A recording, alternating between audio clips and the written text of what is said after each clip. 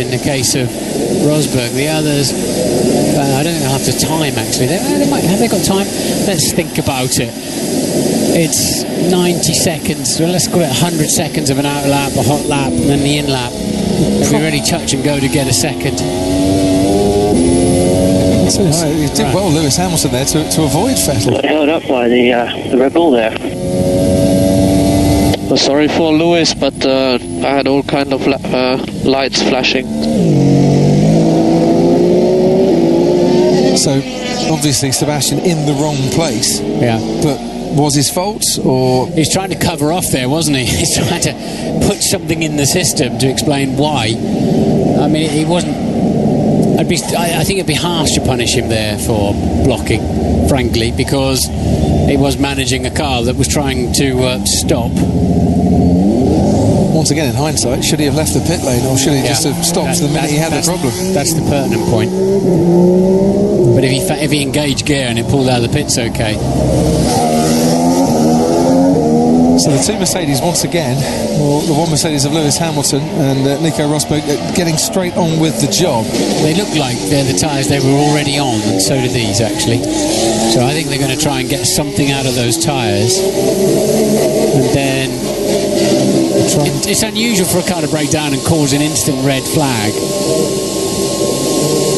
Just where it was positioned and stopped, so they had to get the tractor to it. Jenson Button's only going to go for one run, you would imagine, and of course Fernando Alonso, by saving a set of tyres from Q1 and going through on just the hard compound, has the luxury of enough rubber to get him through.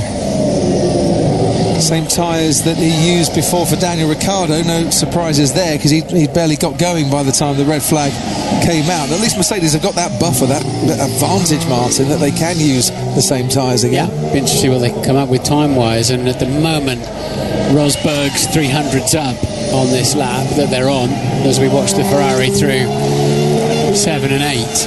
And somewhere along the line, Hamilton's had a poor middle sector. Yeah, even more so compared to his teammate. It's just the outlaps, isn't it? That's why. It's just how much was Rosberg pushing in that first sector. He was a little bit ahead of him, of course. They've done incredible first sectors there. But as you said, it is tight, isn't it, for time? If they want to get 2 flying laps in, they can't afford to hang around. Yeah. Actually, those first sectors are from the first flying laps that they had to abandon. That's what's showing up on the computer here. Right, so here goes Hamilton then through the heat haze and approaching 205 miles an hour by the time the DRS slams shut, and he turns right into turn 1 past where Sebastian Vettel's qualifying ended just a few moments ago, and onwards round that long right-hander. It's turn 3 and well within the white lines, not running too wide at all out of that right-hander. Now on the run down towards turn 5, where the track drops away quite sharply before the left-hander, and 23.6 for the first sector for both Hamilton and Rosberg, which is about 3/10 down on a brand new set of tyres. They're not going to get any faster, are they, as the lap goes on, you would imagine, as they struggle for grip somewhat. Well, it'll get a time on the board at least, won't it, before, and give them experience, give them knowledge and understanding before they bolt the final new set on. Alonso was only 1/10 of a second down, Ricciardo 2/10 of a second down on the Mercedes through that first sector. Hamilton in the second sector 1/10 of a second up on his teammate Nico Rosberg. And whilst these might not be the laps that count for a pole position, you can bet your bottom dollar that Lewis Hamilton would still love to be ahead of his teammate at this stage, just to let Rosberg know that there's quite a fight going on here. Rosberg crosses the line, a 1:26.5, and we go with our eyes to the right-hand side in the main grandstand here to see Hamilton cross the line and beat that time comfortably by about 3/10 of a second. Hamilton then on provisional pole. Mighty through the final sector. He's definitely hooked the final sector up, has Lewis now. He'll be chuffed with that time, actually, on used tyres. I'm sure he will. Here comes Fernando Alonso now for Ferrari. Third, or slowest of the times so far. Is that good enough? That 1:27.5 to beat this man's time, Daniel Ricciardo. Big fight, I think, between Ricciardo and Fernando Alonso, and possibly Kimi Raikkonen when he gets onto the track as well. Ricciardo crosses the line and does go third fastest, and not that far off the two Mercedes. That shows you the difference between a pretty new set of tyres and a set of tyres that had already done 2/3 of a flying lap. Yes. So, this is fascinating. I think it's game back on on between the two Mercs. Lewis has hooked it up in the final sector, which is where he was losing out. So that's definitely game back on there as to which one of those two will seize pole position. You have to say Ricciardo looks strongest man to be third, doesn't he, on the grid? But what can Fernando Alonso do? Big crowd here for qualifying, and they're mostly cheering looks a little happy, not that man actually, compared to some of the more recent trials and tribulations. Felipe Massa, who knows all about trials and tribulations at Ferrari, he's got a battle with his own teammate Valtteri Bottas. You've also got Jenson Button and Romain Grosjean into the mix as well, as Rosberg stops right in front of our commentary box now for a change of tyres. Brand new shiny set of the medium compound tyres here, and not he thought he was going drivers and he was doing exactly what he needed to in this qualifying hour. Lewis has got the better race setup, but on those used tyres he went fast for the first time on a brand new set. I wonder if Nico's got the best car. I think there's subtle differences, and the way these cars are now, if you can get them hooked up, it's a quarter of a second, and we might just be seeing a bit of a trend here where Lewis's setup is better on used, and Nico's got that knife edge, sharper, slightly sharper car, maybe a little bit better traction on the brand new tyre. And a track like Barcelona as well, where 17 of the 23 previous winners have come from pole, then you want to give yourself the best chance by going for that pole position. It makes sense, does it not?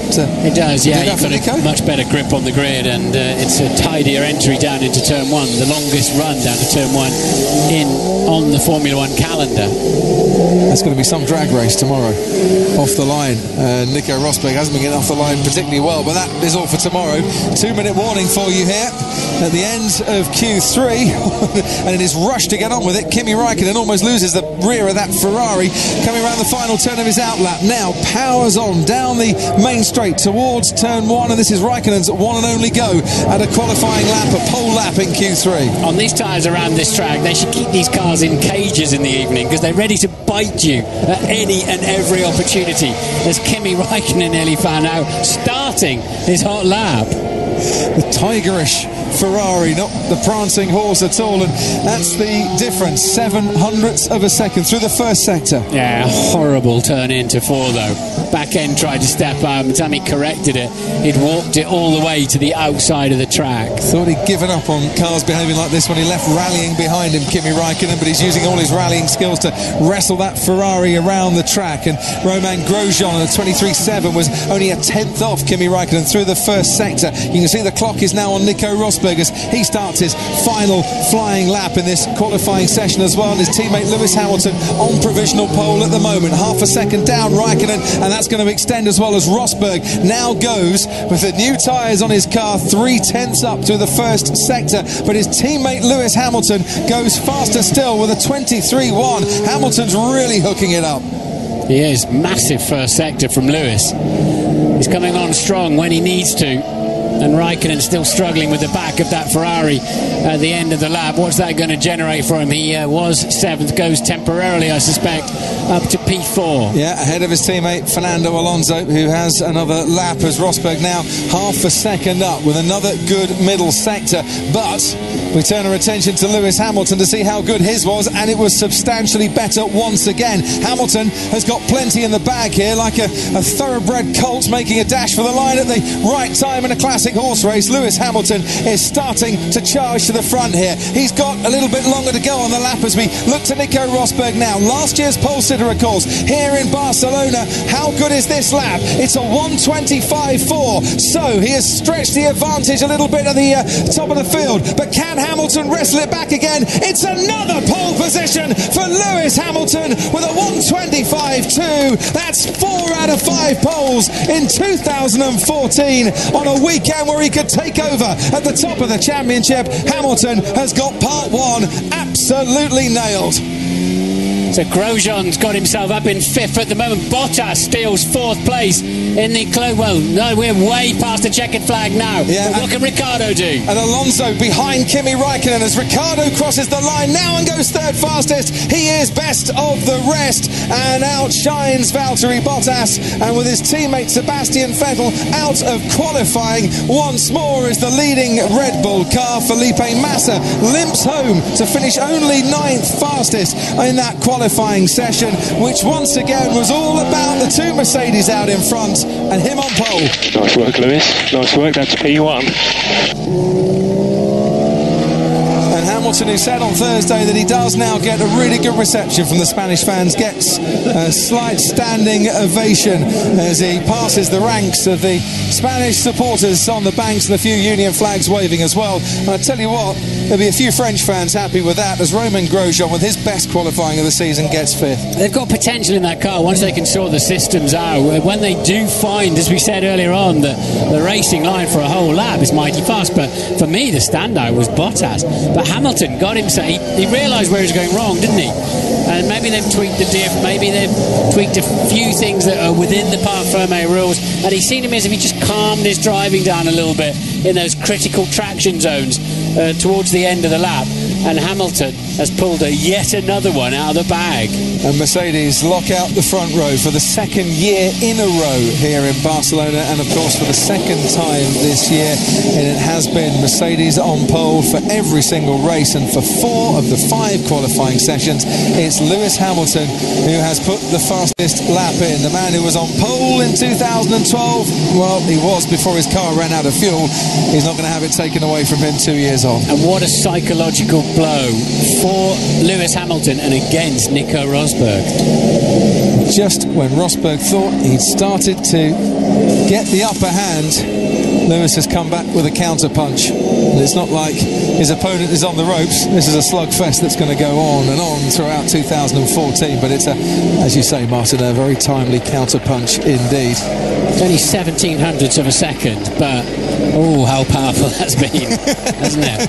Because Rosberg, clearly, we just saw that turning point, didn't we, where it looked like they were coming back together. But you have to say, just like in the race in Bahrain, it looked like Rosberg had got it covered, and Hamilton thought otherwise.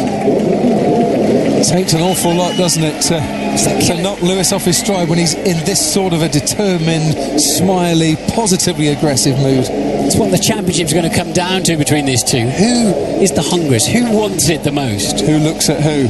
Because Rosberg's not looking at Hamilton there. I don't think Hamilton's caring too much as to what his teammate is doing. But see, look, Nico's already walked out of the garage, Martin.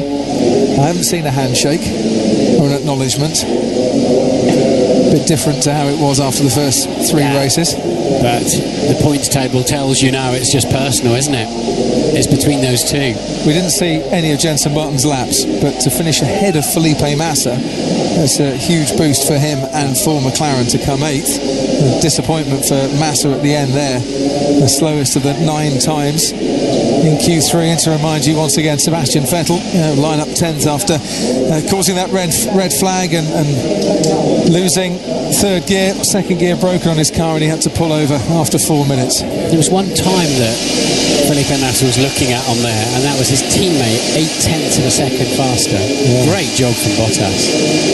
Yeah, 4th fastest for him, not his highest in qualifying in Formula 1, but just only 1 place below it, as Nico Rosberg's fiancée looks on, and Rosberg himself just looking out into space,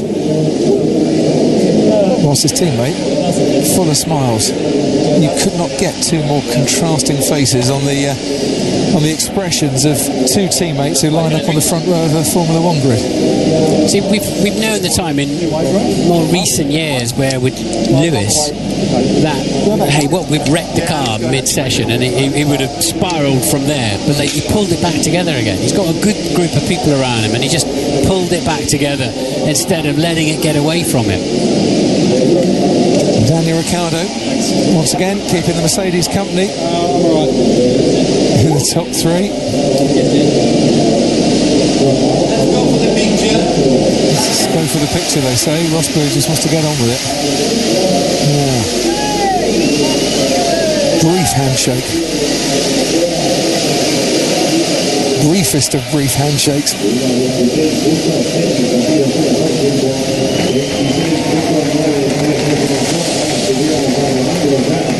Daniel Ricciardo's always smiling, Martin, but one of those cats looks like he's got the majority of the cream here. Yeah. You're looking at the the world champion 2014. We just don't know which one, do we? Not yet, but we know who's got the championship groove, as it were, and who's got the biggest momentum flow with him, and it's Hamilton on pole again. Nicky has no doubt he can qualify. There's no doubt he can qualify. Another one, amazing performance. Yeah, it's getting closer between the two, which I like. Basically, Nico was fighting hard, 2 tenths behind. Outstanding result, you can't say more. Well, it's an interesting point you make, because Nico was looking like maybe he would have the edge on Lewis. Yeah, it looked all the way from my point of view, and I'll watch carefully like you did. But in the end, then Lewis did his special, and he did it since the last 4 races. He's unbelievable in the moment. He's on a real high. Psychological blow for Nico? No, you have to, as a racing driver, if these things happen, you have to work harder and harder, and Nico will for sure fight back. Maybe Monte Carlo or tomorrow. Let's wait and see. Or tomorrow, maybe. Yeah, thank you, Nico.